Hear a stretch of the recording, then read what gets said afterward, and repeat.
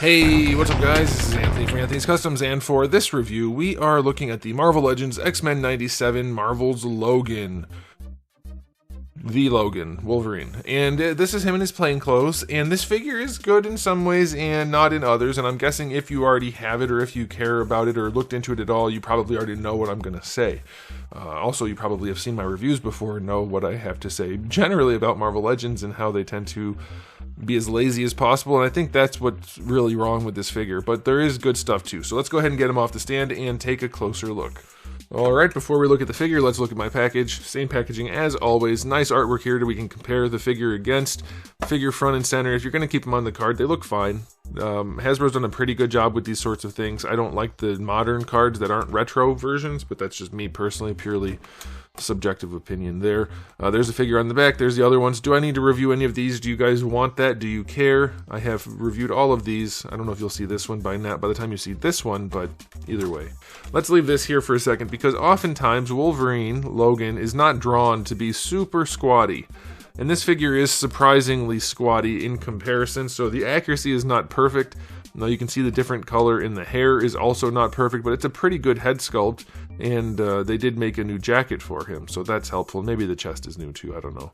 But we're going to talk about that, because the reason this figure is not perfectly accurate, or not even reasonably accurate, arguably, you could argue it's reasonable that it's accurate enough. Well, we'll see. It's because of the Hasbro's using old parts. He stands just shy of 6 inches to the top of the flat part of his hair, like right here. To where his head would go, it's just shy of that, like 5 7/8, and that's going to make him roughly, we'll call it, I don't know, 7 centimeters, and then maybe like 15.3. And there he is up against Darwin. So you see he's not surprisingly short. Like, he's not very short. He is short, and I think that's fine for Wolverine. And I know people love to argue about Wolverine's height, and is he tall, is he short, is he as short as he should be? He hasn't been as short as he should be in 50 years. So I think people need to let that go a little bit, just because it hasn't been the case. He's not 5'3". He hasn't been in forever. So he's taller now. And it varies wildly, just like anime does usually. I think his height does too. Okay, so let's talk about this. We have the bottom half of the figure, which is not the comic, or it's not the cartoon version. It doesn't have the Pixar look at all. It's an old figure, and you can tell by the pins, and you can tell by the detailing. So here's the thing. Hasbro, and somebody asked me about this, or commented about it the other day, how some of the figures have ridiculously Pixar, like, not ridiculous, I shouldn't say that. It has a very Pixar look. The old 3D animation look to the figures, like Cable, a couple other ones, I don't remember who, doesn't matter. Bishop had it. And then others are just reused parts, like Cyclops is basically all other Cyclops and things like that.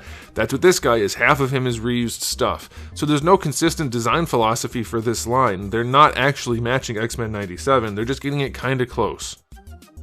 I personally think they go too soft with the Pixar sculpts, and they use too many of the other sculpts. If you're going to pick one, pick one. If you're going to do it at all, do it. Otherwise, don't, and just make it look like every other Marvel Legends figure. I believe this guy's jacket is all new for the X-Men 97 thing, and it has that super soft look. His legs are not. They're detailed. They have textured seams and stuff on the denim and the belt and everything. It doesn't go together if you're looking at it. If you're not looking at it and don't care, then you don't need to be watching this review. But if you do care, it's a problem. I think this torso is old. I'm not sure. I could be wrong. It has more detail than I would expect. It also doesn't match the source material in terms of having all the hamburger meat coming out of there. So I don't know about that. Also, the chest hair is way sculpted, and it's way more detailed than the chin hair. So right next to these parts, we have examples of different design philosophies. The chin has these weird little drawn-on pencil marks for the stubble, and then the chest hair is little worms crawling all over his chest. It's just a weird thing. All that being said, I think the head sculpt is really nice for the source material. It's pretty darn accurate. I think coloring the hair would have helped a lot, but it's still a pretty good looking figure, despite the shortcomings. And then the one last thing I want to talk about, and this will be the question of the day, how do you guys feel about Wolverine having one long claw in the middle? I have never liked that. I think it looks weird and creepy, and I don't care for it. Is that accurate to the source material? Does he have one long claw in this cartoon? I haven't watched it. I have no idea. If that's the case, then fine.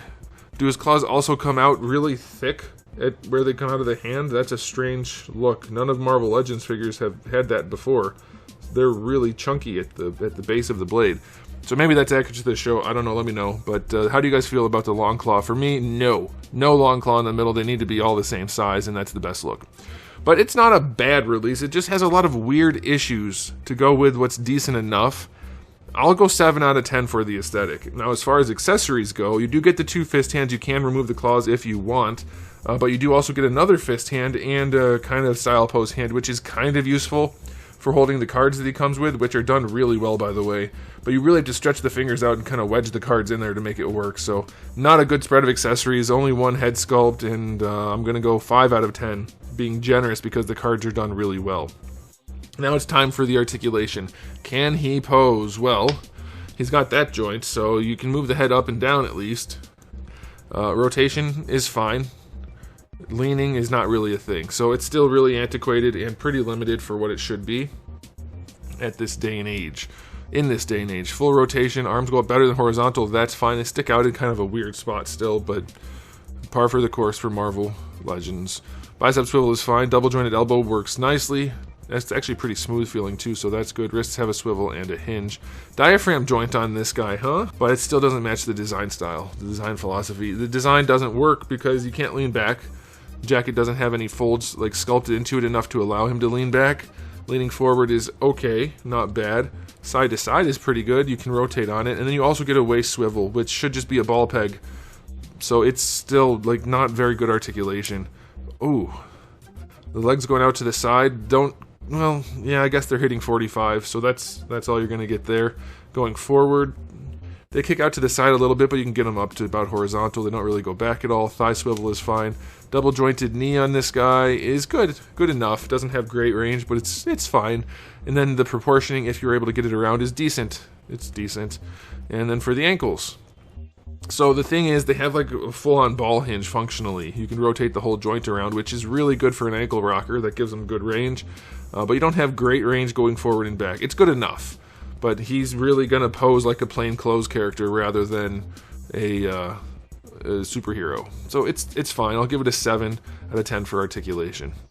And now it's time for the final verdict. Is this a really good release? No, I don't think his body is proportioned well enough. His legs are too small for the upper body, even though he's supposed to be short. His upper body is not that short. His upper body is... It's just a little short, and his legs are really short. So it's... They kind of... That's what they get for reusing parts that they shouldn't be reusing. It doesn't quite work.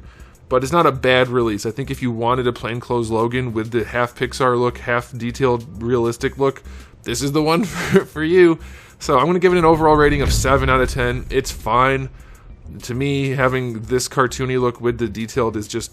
It's a non-starter. I don't like it, don't want it, don't have a use for it. But you guys can let me know how you feel about that in the comment section below, because I'm done talking. So thanks for watching. If you enjoyed the video, please do give it a thumbs up. If you didn't, give it a thumbs down. And if you haven't subscribed, you should. I have new videos just about every single day, and thousands already on the channel. So make sure you come back for all of that. And in the meantime, keep collecting.